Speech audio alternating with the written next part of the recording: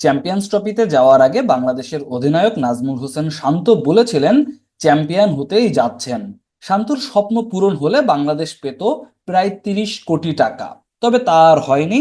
Champion হওয়া দূরে থাক, বাংলাদেশ দল কোনো ম্যাচই জিততে পারেনি এবারের চ্যাম্পিয়ন্স ট্রফিতে। আজ পাকিস্তানের বিপক্ষে ম্যাচ বৃষ্টির কারণে পরিত্যক্ত হওয়ায় বাংলাদেশের চ্যাম্পিয়ন্স ট্রফির এবারের আসরের পথ চলা শেষ হলো।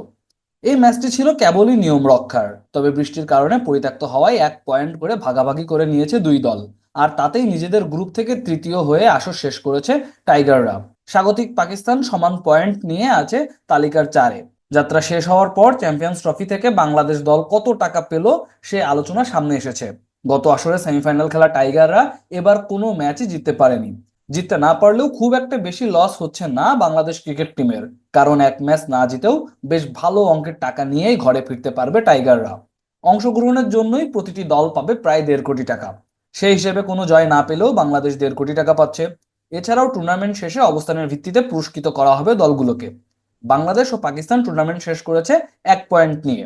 যদিও দুইটি ম্যাচেই হেরেছে, তবুও হারের ধরন ভালো হওয়ায় পাকিস্তানের চেয়ে রান রেটে এগিয়ে আছে বাংলাদেশ। গ্রুপের তৃতীয় হওয়া বাংলাদেশ সব মিলিয়ে টুর্নামেন্টে এখন আছে সপ্তম স্থানে। গ্রুপ পর্বে নিজেদের শেষ ম্যাচে যদি দক্ষিণ আফ্রিকার কাছে ইংল্যান্ড হেরে যায়, তখন ষষ্ঠ হয়ে টুর্নামেন্ট শেষ করবে বাংলাদেশ। বাংলাদেশ সপ্তম স্থানে থাকলে প্রাইজ মানি হিসেবে পাবে প্রায় 1,69,15,000 টাকা। আর ষষ্ঠ স্থানে থাকলে পাবে 4,22,88,000 টাকা। বাংলাদেশ পাকিস্তানের ম্যাচ পরিত্যক্ত হওয়ার কারণে বাংলাদেশ পাচ্ছে আরো 20 লাখ টাকা। তাহলে বাংলাদেশ যদি ষষ্ঠ হয় তাহলে সব মিলিয়ে পাবে প্রায় 6 কোটি টাকা।